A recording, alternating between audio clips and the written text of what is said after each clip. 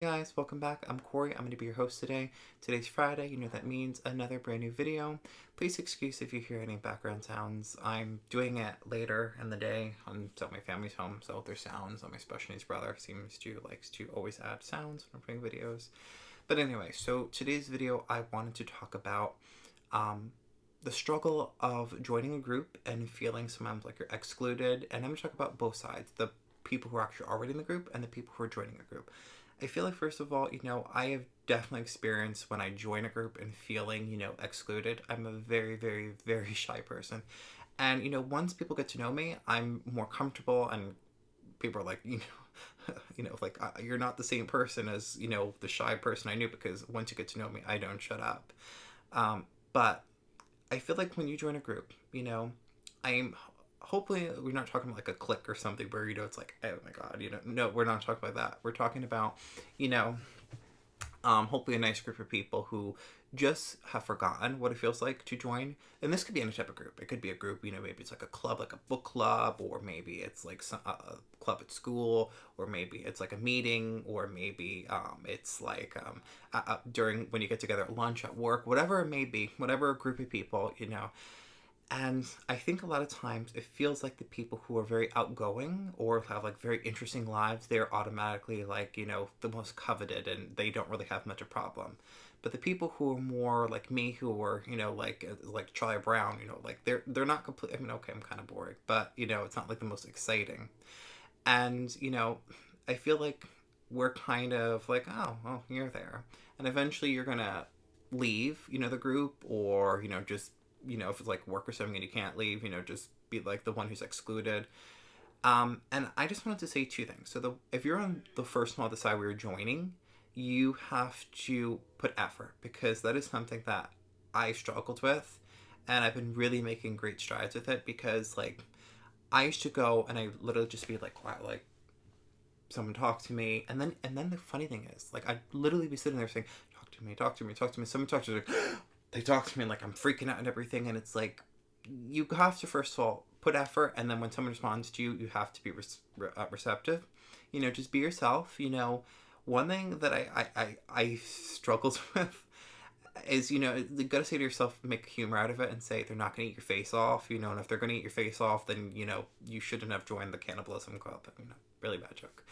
um but yeah, so that's one thing. You have to actually be a part. You actually have to participate. You can't just go there. When we're kids, we literally could all go there and sit around and do our own thing, but and then the adults would put us together, get us to do, have like play dates or whatever junk. But we're adults now, and we have to do our own stuff, so we have to put effort. And you know what I'm saying? You just can't just sit there and not put effort. And I think that's a lot of trouble that, people like me who are very, very shy, and I know it's hard, but you can't blame everyone because I think a lot of times people put blame and they don't see the other side.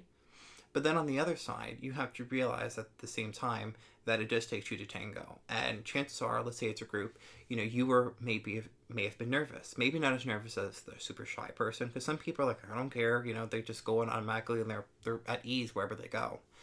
But in any sense, you probably had a little bit of nervousness, and you're that person is the exact same place as you were, and you have should try to make that person feel welcome. It's kind of like if someone comes to your house and you make them feel welcome, you try to feel them make them feel welcome when they join your group. And it's just something simple as just asking about themselves, and not just you, just everyone around, just making this feel, not being a weirdo like, hey, how are you doing? Like we're gonna be like, oh my god, what the hell am I doing? But like just making them feel welcome. But at the same time, don't do where I've seen people do. They'll when you first come, hey, you're new, da da da da da, and then it's like they ignore you. Again, not saying where the whole entire time it's literally just like, oh, you're new, like that's weird. They're gonna be like, what the hell, normal. But try to get them to include them in the group, whatever conversation or something, you know. And I think, because sometimes maybe that person isn't a match. It's not like saying every single person who joins is going to be a match. Maybe they're not. Maybe they're a weirdo. Maybe they're crazy, whatever it may be. And so, what I say is, give them at least two chances. When you first go, really try those two times to incorporate them into the group.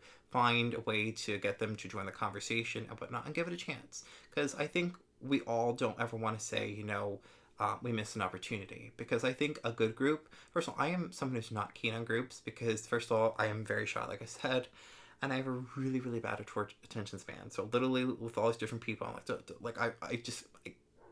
but in any sense, if that's what you're seeking, um, to me, I think, like, especially when you see TV, you kind of think of, like, they always put different personalities. You have diversity. Diversity makes everything better. You know, it's kind of like when you have uh, a delicious meal. You don't just have one thing. You have a little bit of this, a little of this. Makes it delicious. Comes together. You want diversity of ethnicities, diversity of genders. You want diversity of personalities. You know, the high-spirited person, which, like I said, is usually the most coveted. At the same time, the shy person balances it out. You have the silly one. You have the serious one. You have all different groups, and it comes together.